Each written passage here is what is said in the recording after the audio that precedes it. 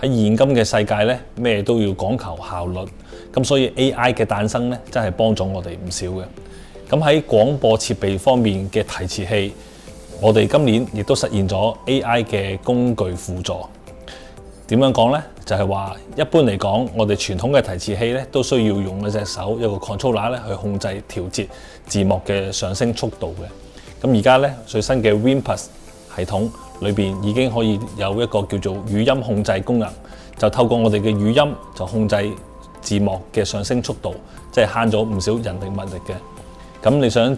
知道點樣去操作嗎？咁我哋帶你去睇下。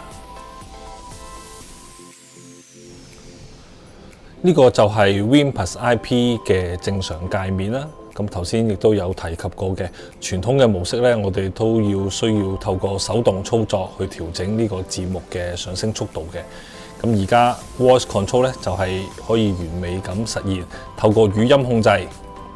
就可以隨時令呢個字幕咧透過語言咧就可以調整呢個速度嘅上升啦。咁而家到咗2025年咧，我哋除咗有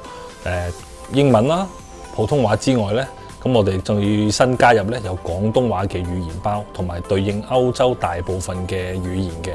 咁以下落嚟你嘅示範咧，就係我哋會用廣東話嚟去示範呢個操作俾大家睇下啦。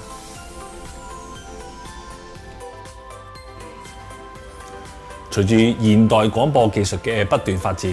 語音控制成為咗一項改變行業規範嘅革命性工具。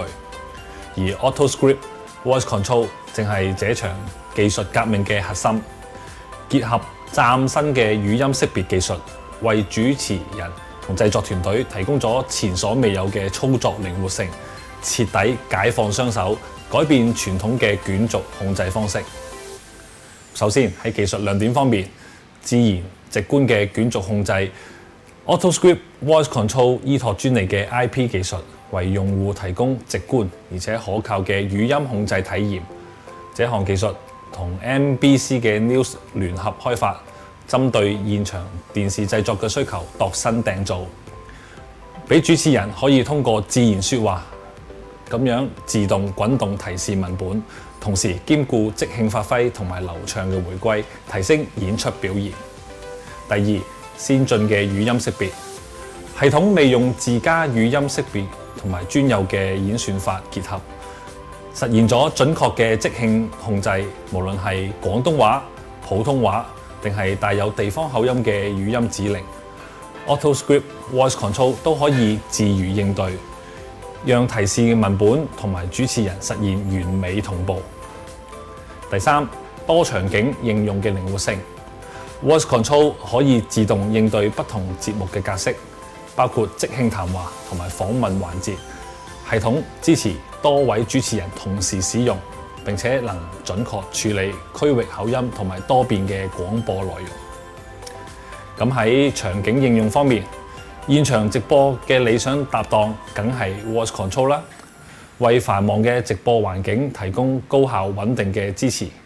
確保主持人能全程專心於內容嘅呈現，而唔需要分心手動操作提示系統。咁第五，適配智能自動化嘅生態，作為智能提示工作流程嘅一部分 ，Voice Control 可以無縫整合到自動化嘅製作模型中，無論係喺製作室定喺網絡嘅任何位置，都能夠提供高度靈活嘅操作選項，節省人力資源並提高製作效率。咁除咗語音控制之外，系統仲可以與其他 AutoScript 嘅卷軸控制設備同時使用，提供更多樣化嘅操作選擇，適應唔同嘅製作需求。咁總結 ，Voice Control 嘅誕生不單止推動咗廣播製作嘅技術進步，更重新定義提示系統嘅使用方式。佢為節目主持人同埋製作團隊提供咗無與倫比嘅靈活性同埋控制，